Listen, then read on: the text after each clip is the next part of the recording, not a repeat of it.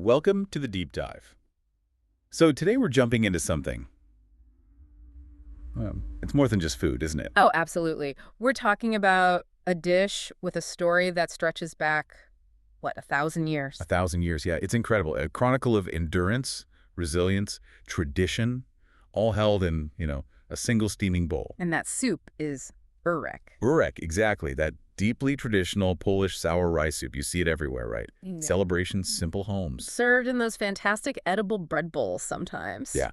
So our goal today really is to get past just calling it sour rice soup. There's so much more to it. We want to unpack the history, the culinary side, and the really powerful cultural meaning behind it so you can understand why it's known as the soul of Poland. It's a fascinating topic. I mean, just the age alone is staggering. A recipe that's been eaten continuously for over a millennium. Wow. When something lasts that long through, wars, shifting borders, changing tastes, it tells you it's fundamental. Absolutely. And you mentioned something key there.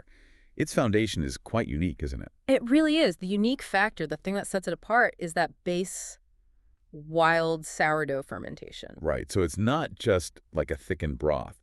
That signature tang, the core flavor, comes from letting rye flour and water ferment patiently, which points to a whole different way of thinking about cooking back then. It really does. If you trace the roots, you're going way back, Middle Ages, and primarily among the poorer rural population. Born out of necessity. Purely necessity. The ingredients were what was available and cheap.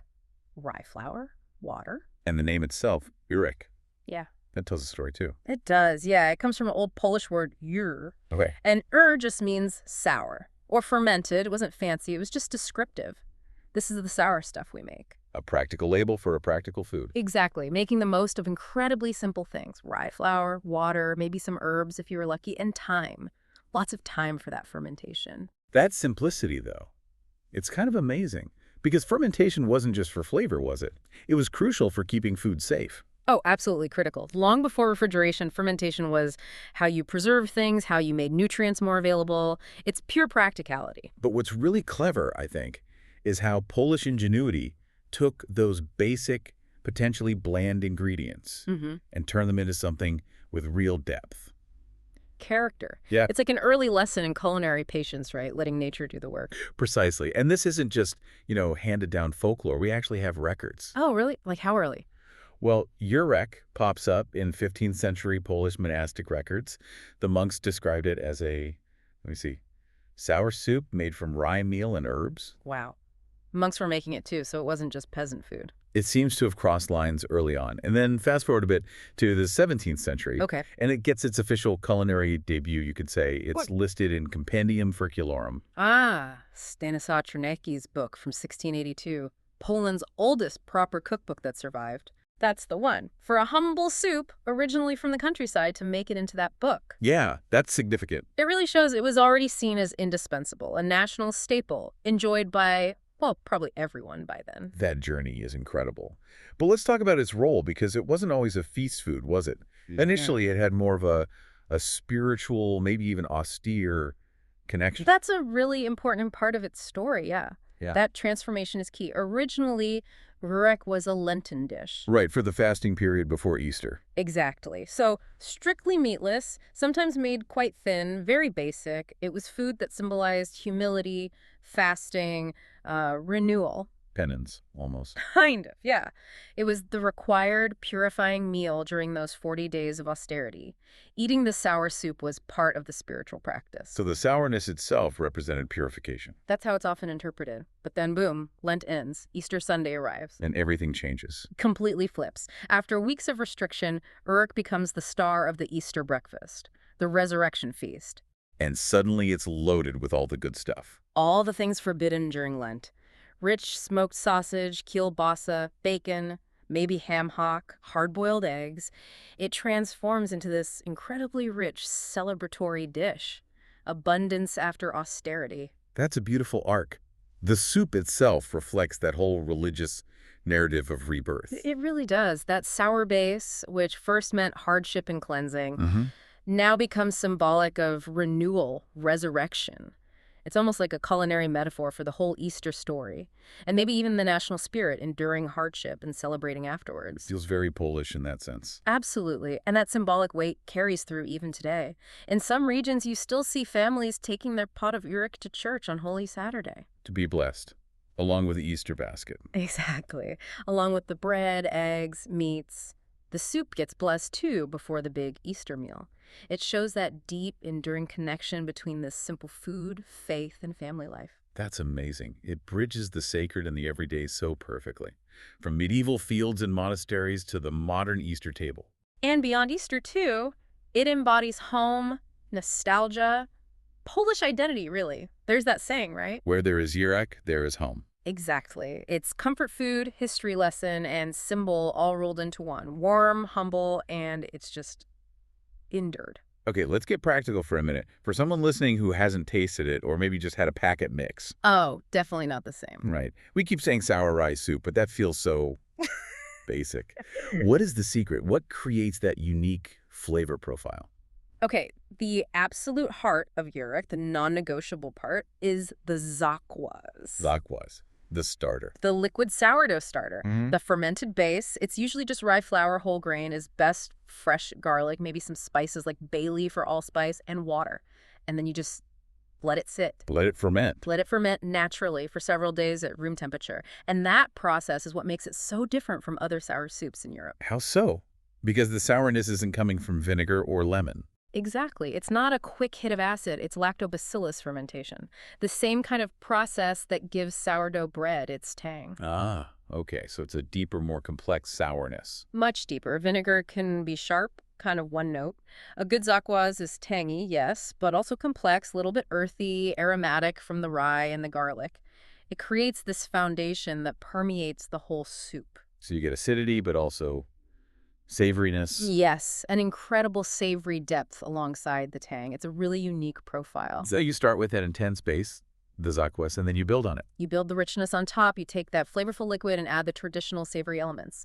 Smoked sausage is key, a good quality kielbasa, often combined with other cured fatty meats like smoked bacon or ham hock. Sometimes people use smoked ribs, something to give it body and that smoky flavor. And aromatics. Plenty. Onions. Definitely more garlic. Yeah. And herbs. Bay leaves, sure. But the absolute essential herb is marjoram. Marjoram.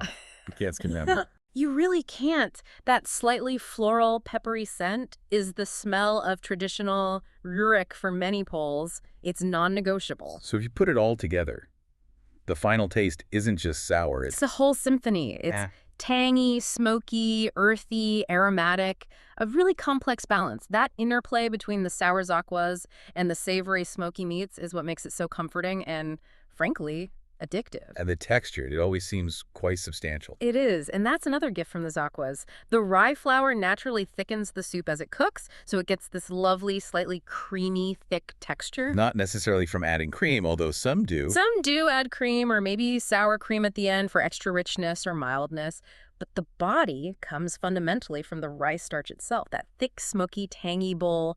It's instant comfort. Okay, this is where it gets really interesting for anyone wanting to try making it. Mastering the zakwas, mastering time and balance. You said the zakwas is the soul. What are the secrets to getting that starter right? It sounds like it requires patience. Patience is the #1 ingredient, honestly. We keep coming back to time, don't we? We do. So for the zakwas, use whole grain rye flour if you can find it. It has more natural yeasts and bacteria. Fresh garlic, just lightly crushed.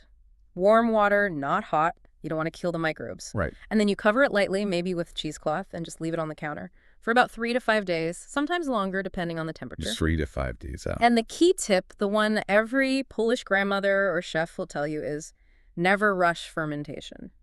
Let the bacteria do their work. The longer it sits, within reason, the deeper and more complex that sour flavor becomes. You have to trust the process, smell it each day, you'll notice it changing. So it's kind of an intuitive thing. Very much so. But then you end up with this potentially very potent sour liquid. How do you incorporate that without making the final soup taste? Well, overwhelmingly acidic. That seems tricky. That is the art. Balancing the sourness. It's what makes a great Żurek.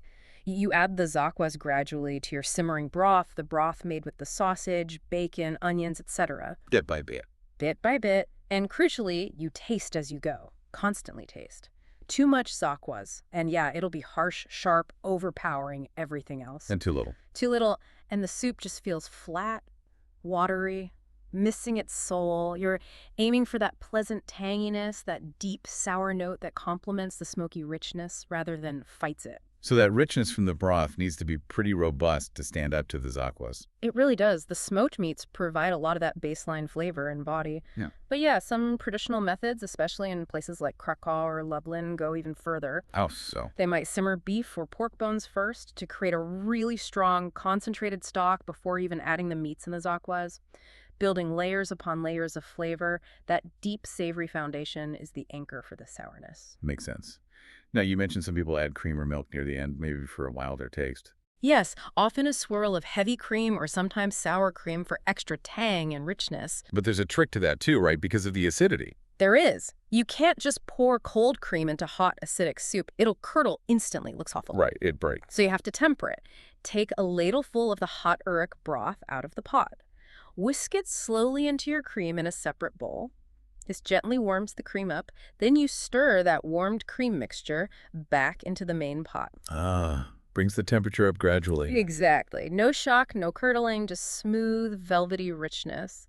It's a small detail, but it makes a difference to the final texture if you're adding dairy. And the classic presentation. No was to mention it. The bread bowl. Oh, the bread bowl. It's iconic, isn't it?